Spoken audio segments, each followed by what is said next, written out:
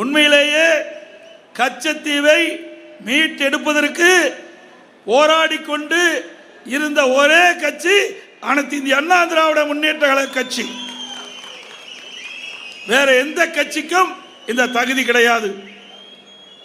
உண்மையிலேயே நம்முடைய மீனவர்கள் பாதிக்கப்படுகிறார் என்று நன்றாக தெரியும். நம்முடைய மீனவர்கள் மீன் பிடிக்கின்ற பொழுது இலங்கை கடற்படையால் பல முறை கைது செய்யப்பட்டு நீதிமன்றத்தில் நிறுத்தி வைத்து அவர்களை சிறையிலே இலங்கை அரசாங்கம் சிறையிலே அடைத்தது. அப்பொழுதெல்லாம் இந்த மீனவர்கள் பற்றி கவலைப்படவில்லை, கச்சத்தீவை பற்றி மத்திய அரசு கவலைப்படவில்லை. இன்றைக்கு தேர்தல் வந்த காரணத்தினாலே அந்த மீனவருடைய வாக்குகளை பெற வேண்டும் என்ற ஒரே நோக்கத்தோடு அரசியல் ஆதாயம் தேடுவதற்காக இன்றைய தினம் கச்சத்தீவை பற்றி பேசிக் கொண்டிருக்கின்றார்கள். உங்களில் ஒருவனான எடப்பாடி பழனிசாமி பேசுகிறேன்.